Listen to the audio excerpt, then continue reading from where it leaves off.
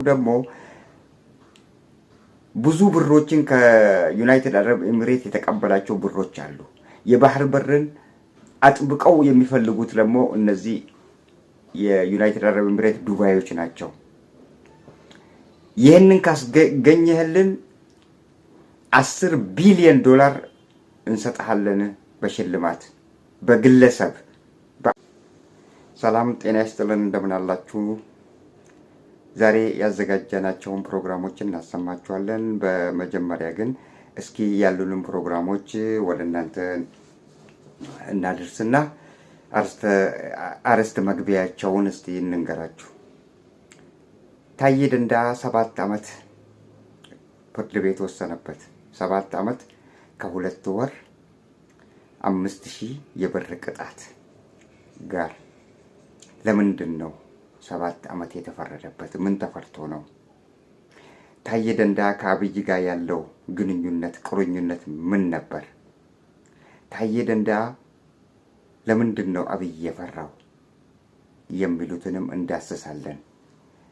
የአብይ ስርዓት ውድቀት ላይ መሆኑ፣ አብይ እየተንገዳገደ ያለ መሪ መሆኑን ብዙ ማሳያዎችን በኢትዮጵያ ውስጥ እየተከናወኑ ያሉትን ጉዳዮችንም እንዳስሳለን። አብይ የሰላም ስምምነት የማይፈልገው ለምንድን ነው የሚሉ ጉዳዮችንም አካተን ከጆሮአችሁ እናደርሳለን። የአብይ ስጋት ምንድን ነው? አብይ በምን አይነት ሁኔታ ላይ ነው በአሁኑ ወቅት ላይ የሚገኘው የሚሉ ሀሳቦች የተነሱ ሀሳቦችንም መልስ እንሰጥባቸዋለን። ጤና ይስጥልን በድጋሚ እንደምን አላችሁ ውድ አድማጭ ተከታታዮቻችን። አሁን በቀጥታ ወደ ፕሮግራሙ እናመራለን።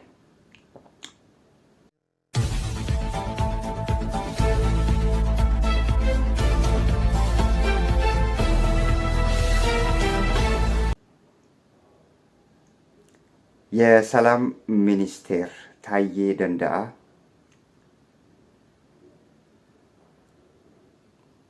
ሶስት ወንጀሎች ናቸው የቀረቡበት ፍርድ ቤት። ከሶስቱ ወንጀሎች በቅርብ 2ቱ ተሽረዋል። አንደኛው ግን በአንደኛው ላይ ጸንቶ ፍርድ ቤቱ 7 ዓመት ከ2 ወር 5000 የኢትዮጵያ ብር ቅጣት በይኖበታል። ጽኑ እስራት ነው የተባለው። ደግሞ በጽኑ እስራት እንዲታሰር ነው የተባለው። አሁን መጀመሪያ ወንጀሎቹ ምን ነበሩ የሚሉትን እንይ። ወንጀሎቹ ከፋኖ ጋር ግንኙነት ነበረ የተነሱት ወንጀሎች ናቸው እና ከፋኖ ጋር ግንኙነት ነበረ፣ ብጥብጥና ሁከትን በአዲስ አበባ ከተማ ውስጥ ለመፍጠር በማሴር የሚሉ 2ቱ ናቸው የተነሱት። ሶስተኛው ግን ጠመንጃ K47 የተባለው ጠመንጃ ከ60 ጥይቶች ጋር ተገኘበት ተብሎ ነው። ይህ ሰው በፍርድ ቤት ሲከራከር ከቆየ በኋላ ምስክሮች እንዲቀርቡ የተከላካይ ምስክሮች ከተከላካይ ምስክሮች ውስጥ አንደኛው ጠቅላይ ሚኒስቴሩ አብይ አህመድ ነው።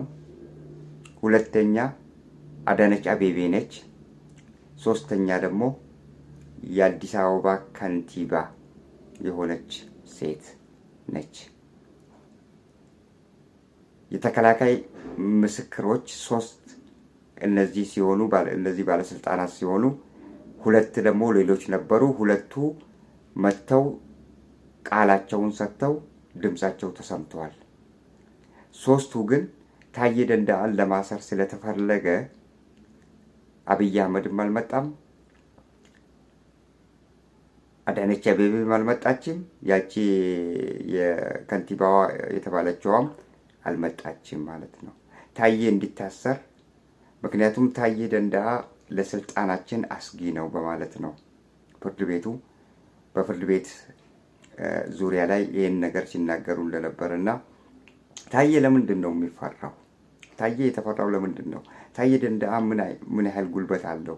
ታዬ ደንደዓ ለአብይስ ምን አይነት ሰው ነበር የሚሉትን ደግሞ ስናይ ታዬ ደንደአ በእውነቱ ከተናገርን ያመነበትን የሚያደርግ ከእውነት ፍንቅጭ የማይል እውነት ላይ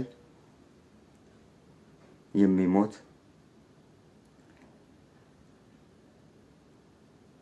የተሰጠውን ትዕዛዝ በአግባቡ የሚፈጽም አብይ ልክ እንደ ውሻው የሚጠቀምበት ሰው ነው። በጣም የሚወደውና በጣም እሱ ያለውን ትዕዛዝ በሚገባ ከሚፈጽሙ አሉ ከሚባሉ በብልጽግና ዙሪያ ከነበሩ ባለስልጣኖች ውስጥ እንደታየ ሰው የለም ነው የሚባለው። እና ታዬና አብይ የተለያዩበት መጀመሪያ ታዬ ደንደአ ያው የ7 ዓመት እስራት ተበይኖበታል ብለናል። ታዬ ደንደአ መሳሪያ መያዝ አንድ ባለስልጣን ነው። አንድ ባለስልጣን መሳሪያ መያዝ የሚከለክለው ነገር ምንድን ነው? በየትኛውም ህግ ባለስልጣን ራሱን ለመከላከል መሳሪያ ከያዘ ምንም ችግር የለውም ለጥፋት እስካላዋለው ድረስ።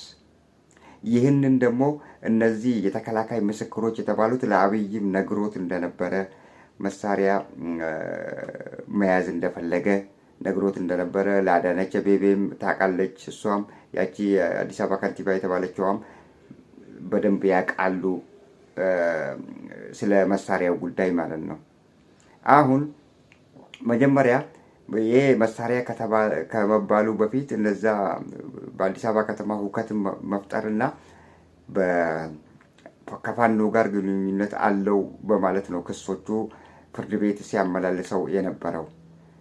ከሆርን ኮንቨርሴሽን ጋር ቃለ መጠይቅ ባደረገበት ወቅት ላይ ግልጹን አብይ የሰራቸውን እያንዳንዱን በደሎችና አብይ የሰራቸውን እያንዳንዱን የተደበቁ ከሰው ገሸሽ ያሉ ምስጢሮችን የዘረገፈው ምንድን ነው ያለው?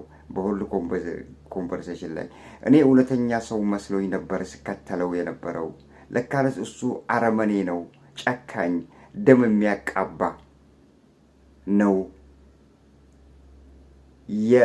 የልዩነታቸውንም ሲናገር በዳሬ ሰላም የኦሮሞ ነጻነት ግንባር ኦላ የኦሮሞ ነጻነት ታጋይ ኦላ ከኦላ ጋር የሰላም ስምምነት በሚደረግበት ወቅት ላይ ተወያይተው ነበር። አብይና ታዬ ደንደአ ማለት ነው። የተወያዩበት ወቅት ላይ ታዬ ደንደአ ከልቡ ከምሩ ነው ሰላምን ስለሚፈልግ። አብይ ሰላምን እንደማይፈልግ በዚህ አጋጣሚ ልነግራችሁ እፈልጋለሁ። ሰላምን አይወልድም እሱ በአፍ ነው እንጂ ሰላምን አይወልድም። ስለዚህ ከኦሮሞ ነጻነት ግንባር ጋር ኦላ ጋር የሰላም ስምምነቱ ታዬ ደንደአ ከልቡ ነው፣ እውነት መስሎት ነው ያ ነገር።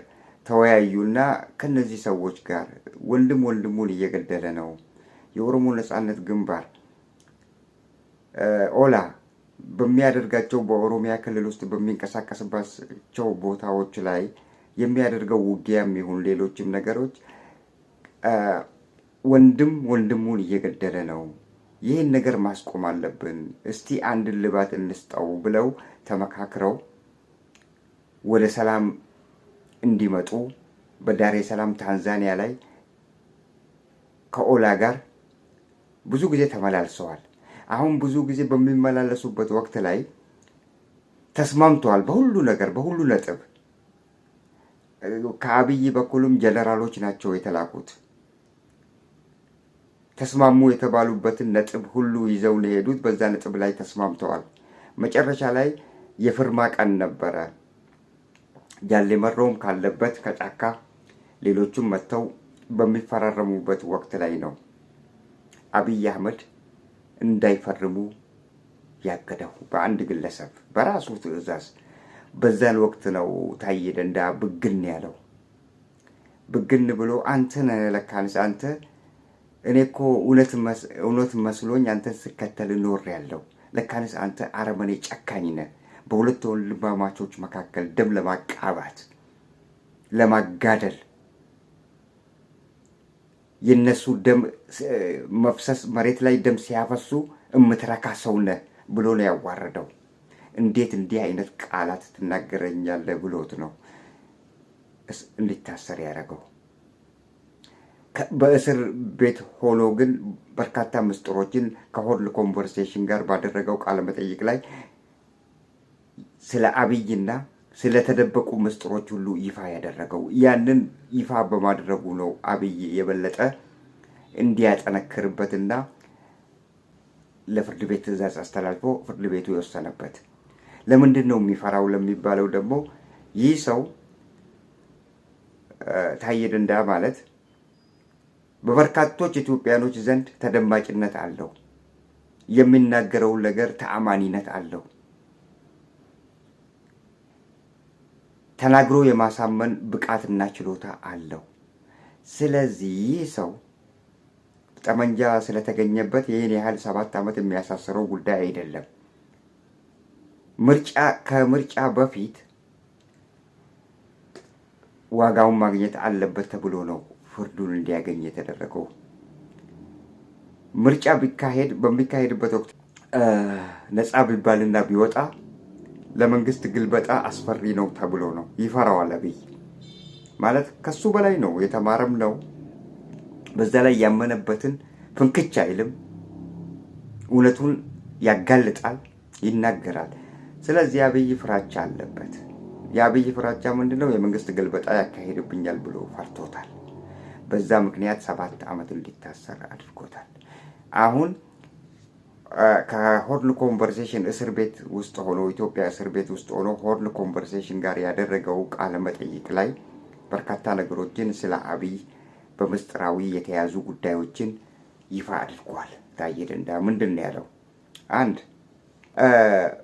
ህግን ለማስከበር ነው በህዝባዊ ወያኔ ሓርነት ትግራይ ወይንም በህወሓት ላይ እርምጃ የወሰድነው፣ ምክንያቱም የሰሜን እዝ ተመታ ተብሎ አካባቢ አብይ ያለውን ነገር ይህንን ህወሓት በራሱ ጊዜ ጦርነቱን እንደጀመረው የአብይ መንግስት ደግሞ ህግን ለማስከበር ወደ ጦርነቱ እንደገባ ነው የሚያውቀው ህዝብ።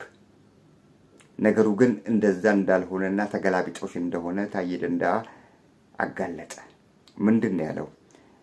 በሰሜን እዝ ላይ እነዚህ የህወሓት ባለስልጣናት አስፈሪ ናቸው ለስልጣናችን ብለን ተወያይተን መመታት አለባቸው ብለን አቅደን ራሳችን ነው ሄደን የመታናቸው ጦርነቱን የጀመርነው ብሎ ነው ያዋረደው።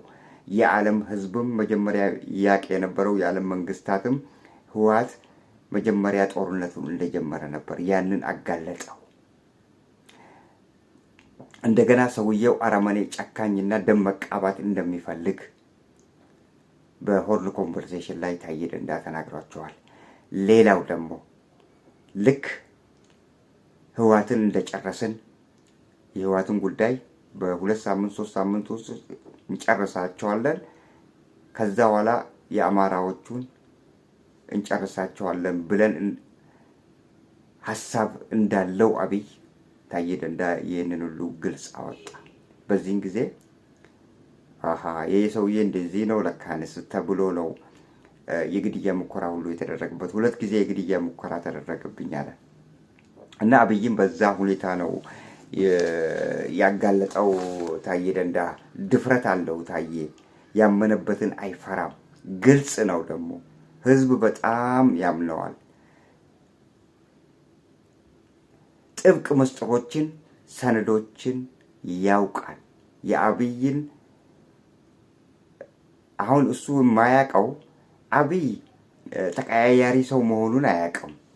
ይህንን ብቻ ነው የማያውቀው እንጂ እኔ እኮ እውነት መስሎኝ ተከትየው ነበር ብሎ የተናገረበት ኮንቨርሴሽኑ ላይ እሱን ይመሰክራል። የአብይን ተቀያያሪ ጸባይ እንዳለው ነበር የማያውቀው እንጂ ሌሎችን ነገሮች ጠንቅቆ ያውቃል። ምስጢራዊ ነው። ለአብይ ደግሞ በጣም ታማኝም ነበረ እና የሰላም ሚኒስቴር ሆኖ የተሾመውን በዚህ ምክንያት ነው። ተናግሮ የማሳመን ችሎታ አለው።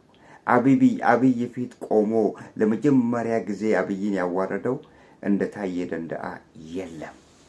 ይሄ ነው እንግዲህ አሁን በታዬ ደንደዓ ጉዳይ ላይ ይህንን ካልን የበለጠ ደግሞ አንድ ቀን እውነቱ ይወጣና አሁን የተናገርነውን ነገር በምስክርነት ሁለቱን አነጻጽሮ ታዬ ደንዳ በህይወት ካለ የሚናገርበት ቀን ይመጣል። ሌላው ጉዳይ ደግሞ ቅድም እንዳልነው በኢትዮጵያ ወቅታዊ የፖለቲካ ሁኔታዎች ላይ የአብይ መንግስት ዙፋኑ እየተነቀነቀ እንደሆነ ተነቅንቋል። የኢትዮጵያ መንግስት መዋቅር ፈርሷል። መንግስት ባለስልጣናት እርስ በርስ ተናበው አንድን መልእክት ማስተላለፍ በአገሪቷ ተስኗቸዋል። ስቴት ፍራጃይል እያደረገ ነው። የመንግስት ጉልበትና የመንግስት ሴንትራል ፓርቱ አዲስ አበባ ላይ ብቻ ተከማችቷል። አዲስ አበባ ከተማ ብቻ ነው በብልጽግና ስር የምትገኘውና በብልጽግና አመራር ስር የምትገኘው።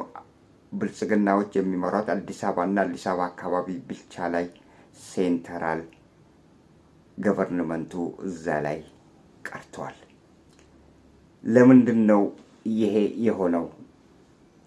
የአብይ ድክመት፣ የአብይ ስርዓትን ማስከበር አለመቻሉ፣ ጋጠወጥነት ስለበዛ፣ ባለስልጣናት የፈለጉትን የሚያሻቸውን ያሻቸውን ከፈለጉበት እየዘረፉ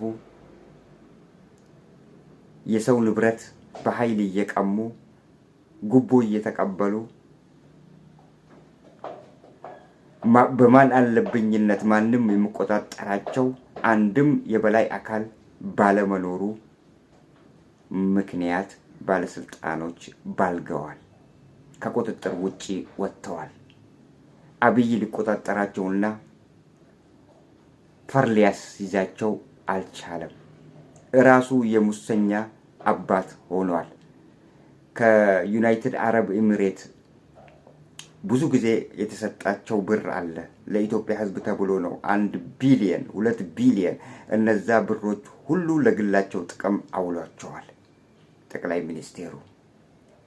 እና በዚህ አጋጣሚ ወደ ስልጣን ከመጣ በኋላ የተደረጉት በአብይ መንግስት የተደረጉት ግፎች በአገራችን ላይ የሞቱት የተደፈሩት ቤት ይቁጠራቸው። በዚህ ምክንያት ፍራጃይል የሆነ መንግስት አገሪቷን እየመራ እንደሆነና ስጋት ውስጥ ፍርሃት ውስጥ መግባቱን የሚያሳዩ በርካታ ነገሮች በአሁኑ ወቅት ላይ እየመጡና እየተጋለጡ የሚገኙበት ሁኔታ ላይ ደርሰናል። እሱን ከዚህ በኋላ አሁን ማለት ምንድነው ፍራጃይል ያደረገው ምንድነው የአብይ ስጋቶች የሚሉትን መጀመሪያ አይተን መጨረሻ ላይ ወዴት ለመሄድ እንደተዘጋጀ ምን ለማድረግ እንዳቀደ ምን ዝግጅት እንዳደረገ የሚሉትን ነገሮች እናያለን። አሁን በቀጥታ እስቲ መጀመሪያ ላይ ምንድነው የአብይን ስርዓት ወደ ገደል እየሰደደው ያለው የአብይን ስርዓት እያፈረሰው ያለው ነገር ምንድነው ለሚለው ጥያቄዎች መልስ እንሰጣለን። በመጀመሪያ ለኢትዮጵያ እጅግ አደገኛ የሆኑ ጉዳዮች ምን ናቸው? የስርዓቱ መውደቅ መሸርሸር ምክንያት ሊሆኑ የሚችሉት ነገሮች ምንድናቸው የሚሉትን ነገሮች እናያለን። እያንዳንዶቹ ለአንድ መንግስት መፍረስ፣ ለስርዓት መፍረስ፣ ለመንግስት መውደቅ ምክንያት የሆኑ ምልክቶች ናቸው። አንደኛው የፖለቲካ አለመረጋጋት። የፖለቲካ አለመረጋጋት የሴኩሪቲ መዳከምን ያሳያል። የፖለቲካ አለመረጋጋት የሴኩሪቲዎች መዳከም አብረው ተያይዘው የሚሄዱ ጉዳዮች ናቸው።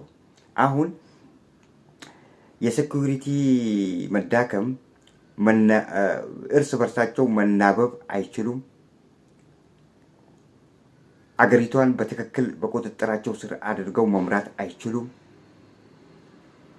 ሴኩሪቲው ደክሟል። የፖለቲካ አለመረጋጋት ውስጥ እንዲገቡ አድርጓቸዋል። የፖለቲካ አለመረጋጋቱ ደግሞ በተለያዩ አካባቢዎች አሁን እያየን ያለነው በኦሮሚያ ክልል ውስጥ እየተካሄደ ያለው ጦርነት፣ በአማራ ክልል እየተካሄደ ያለ ጦርነት፣ ይሄ ነው የፖለቲካ አለመረጋጋት። ይሄንን በሰላማዊ መንገድ መፍታት እየተቻለ መፍታት አለመቻል፣ አሊያ ደግሞ ግብዝነት፣ ምን አለብኝነት፣ እንዲሁም ችላ ማለት ምን ያመጣሉ ብሎ ልቆ መተው፣ በእንደዚህ አይነት ምክንያት ነው እነዚህ ችግሮች ሳይፈቱ የቀሩት። በኦሮሚያ በአማራ ክልል ውስጥ እየተደረጉ ያሉ የትጥቅ ትግሎች ምንን አመጡ? 1 የሰላማዊ ዜጎች እልቂት፣ 2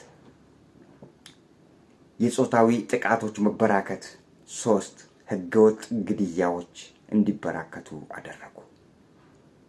ለዚህ አንዱ ትልቁ ማሳያ የአብይ ውድቀት እነዚህ ምልክቶች ናቸው። ሌላውስ ምንድነው ለሚለው የብልጽግና መንግስት በትግራይ ክልል ያለውን ሁኔታ በፕሪቶሪያ የሰላም ስምምነት ወቅት ላይ የተፈራረሙትን ተግባራዊ አለማድረግ፣ በትግራይ በኩል ያለው በአይነ ቁራኛ መተያየት፣ ዳግም ጦርነት ይከፈታል ተብሎ ስጋት ውስጥ መግባት፣ የትግራይ ክልልን መምራት አለመቻል፣ አብይ ትልቁ ግድፈቱ ትልቁ እሱ ከቁጥጥር ውጪ የወጣበት በአማራ በኦሮሚያ እና በትግራይ ክልል ያሉትን ከተሞች መምራት አለመቻሉ፣ ሴንትራላይዝ የሆነችውን አዲስ አበባ ብቻ መምራት እንደቻለ በርካታ ምሁራንም ይናገራሉ። ሁኔታዎችም በግልጽ ይናገሩታል። ይሄ መሆኑ ደግሞ አንድ መንግስት ቤተ መንግስት ያለበት ቦታ ላይ ብቻ ሴንትራላይዝ አድርጎ እዛ ላይ ተወስኖ በሚቀርበት ወቅት ላይ የመንግስቱ የመጨረሻ የመሰናበቻ ወቅት ሲደርስ ነው ይሄ ነገር የሚከሰተው። ምሁራኖች እንደዛ ይላሉ። የፖለቲካ አጥኚ ሳይንቲስቶች እንደዛ ይላሉ። አካሄዱም ይህንን ያመላክታል። ሌላው ደግሞ የጂኦፖለቲካል ውጥረት ደግሞ የአብይን ስልጣን እየሸረሸረው የሚገኘው ትልቁ ደግሞ እሱ ነው። የጂኦፖለቲካል በምንልበት ወቅት ላይ በየአካባቢው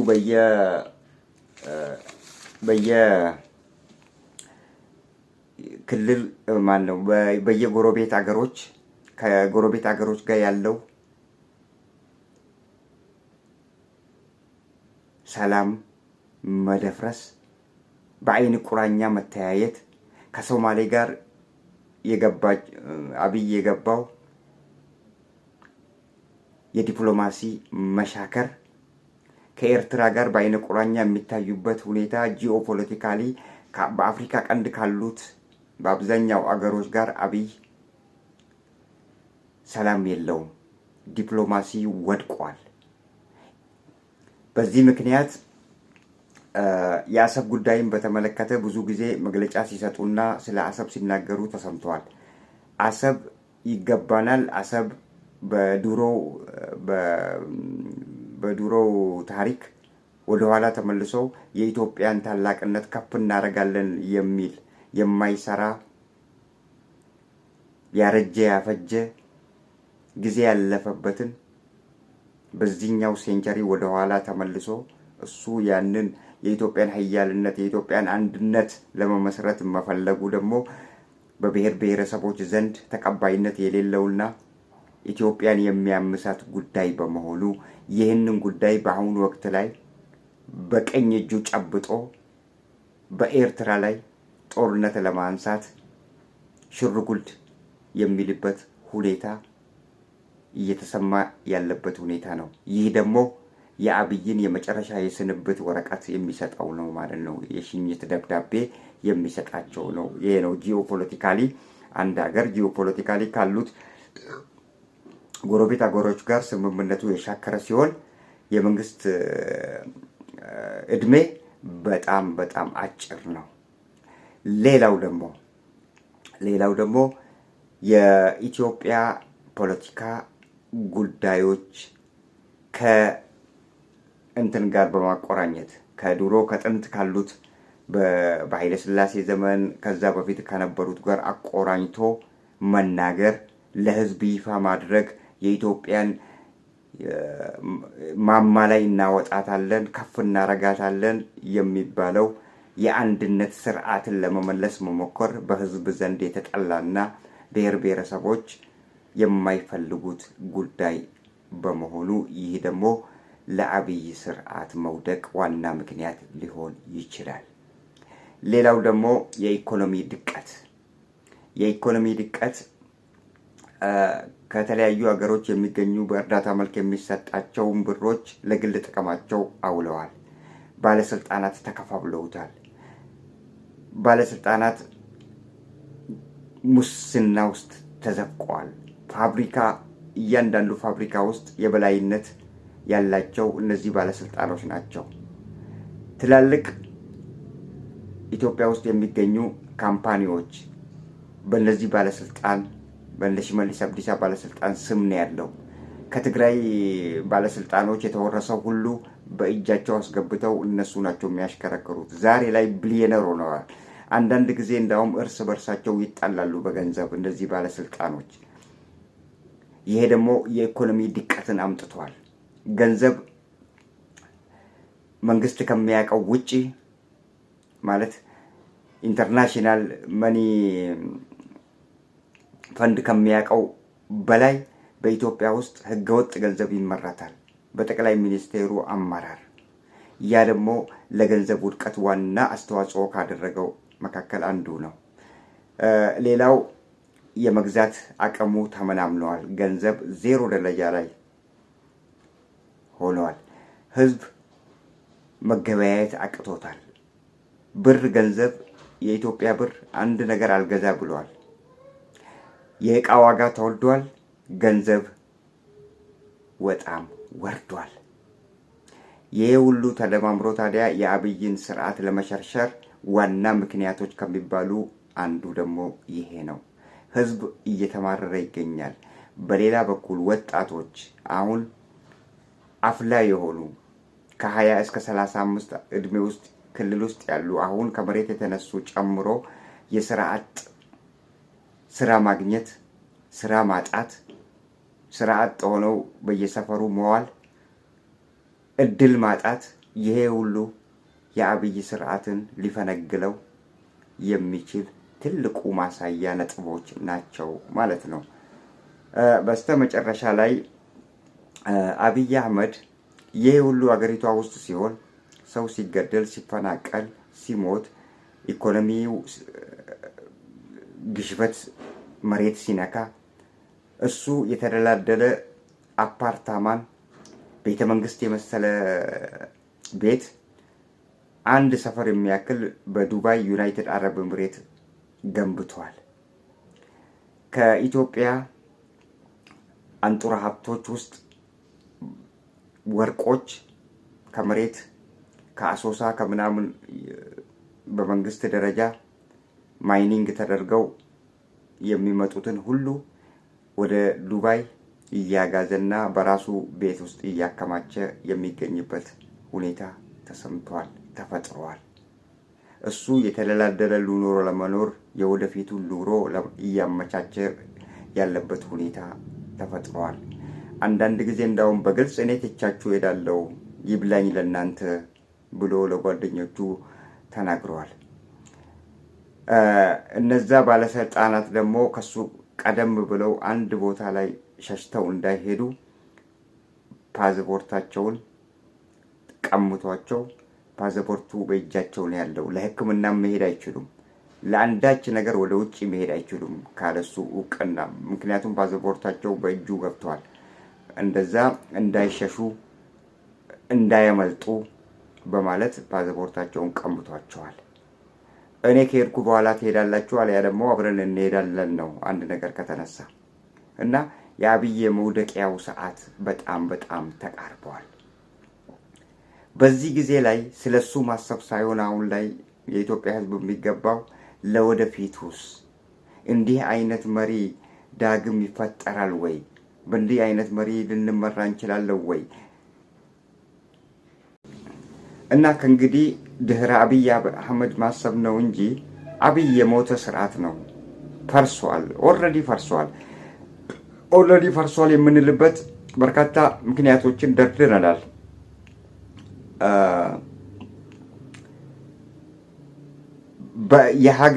በሀገሩ ውስጥ ያሉትን ችግሮች መፍታት አቅቶት መጨበጫ ሲያጣ ከጎረቤት አገር ጋር ነገር ፈለገ። ከሶማሊያ ጋር ልክ ባህር በር እንደሚፈልግ፣ ባህር በሩ ደግሞ ብዙ ብሮችን ከዩናይትድ አረብ ኤሚሬት የተቀበላቸው ብሮች አሉ። የባህር በርን አጥብቀው የሚፈልጉት ደግሞ እነዚህ የዩናይትድ አረብ ኤሚሬት ዱባዮች ናቸው።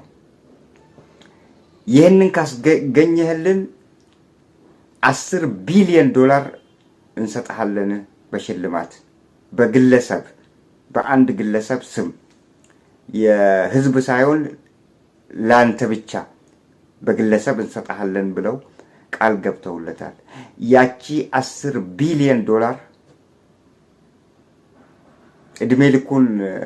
እድሜውን በጠቅላላ በልቶ የማይጨርሰው ብር ማለት ነው። 10 ቢሊዮን ዶላር እንሰጥሃለን ስለተባለ እሱ እየታየው ያለው ያቺ 10 ቢሊዮን ዶላር ሆነች። ያቺን 10 ቢሊዮን ዶላር ለማግኘት ደግሞ ጉድጓድም ካለ ጉድጓድ ውስጥ ገብቶ እሳትም ካለ እሳት ላይ ተረማምዶ ያንን የአሰብ ወደብ ማስገኘት አለበት። ያ ደግሞ ግዴታ ነው። ለዛ ነው እሱ እንጂ ለኢትዮጵያ ህዝብ አስበው አይደለም። ለኢትዮጵያ ህዝብ የሚያስብ ሰውማ እንዲህ ሰው ሲገደል በየቦታው ሴት እናቶቻችን ላይ የጾታዊ ጥቃት ሲደርስ፣ ሰው በቁሙ ሲቃጠል፣ ሰው ሲገደል፣ ሲረሸን፣ ጦርነት ውስጥ ሲማቅቅ በራራና ባስቆመ ነበረ። ለኢትዮጵያ ህዝብ የሚያስብ ቢሆን ኖሮ ለኢትዮጵያ ህዝብማ አያስብም። እሱ ለስልጣኑ አንድ፣ ሁለተኛ ደግሞ ቃል የተገባለት ያቺ 10 ቢሊዮን ዶላር እሱን አጓጉተዋለች። ያቺን ለማግኘት የማይፈነቅለው ድንጋይ የለም። የኢትዮጵያን ህዝብ ያሸብራል። የኢትዮጵያን ህዝብ ተነሱ ከግድቡ ወደ ወደቡ እያለ የኢትዮጵያን ህዝብ ያሞኝና የኢትዮጵያን ህዝብ እውነት አስመስሎባቸው የአሰብን ጉዳይ ለኢትዮጵያ እየፈለገ ነው ብሎ ህዝቡ ሆን እንዲል ነው የተፈለገው። የኢትዮጵያ ህዝብ ነቅቷል። ብዙ ጊዜ ዋሽቷል። ስለዚህ የኢትዮጵያ 130 ሚሊዮን ህዝብ ጠግቦታል። እሱ የቀጠፈባቸው አንድ በአንድ ህዝቡ ጆሮ ውስጥ ነው ያለው። ጋዝ እናወጣላችኋለን ምናምን እናረግላችኋለን ብሎ ያታለላቸው የኢትዮጵያ ህዝብ በቅቶታል፣ በቃኝ ብለዋል። እኔ ግን የሱ ስልጣን እድሜ ማጠሩ ምንም አይመስለኝም። የሚቆጨኝ ነገር ግን አለ። ለዚህ ለማይረባ ስልጣኑን ለቆ ለሚሄደው እነዛን እንቁ የኢትዮጵያ ወጣቶችና የኢትዮጵያ ምሁራንን መግደሉ፣ ማስገደሉ፣ ማስረሸኑ እስከዛሬ ድረስ የእግር እሳት ሆኖብኛል። ሃጫሉ ሁንዴሳ፣ በቲ ኡርጌሳን፣ አብዱ ጀባር ጠበቃውን፣ የአማራ ክልሎችን፣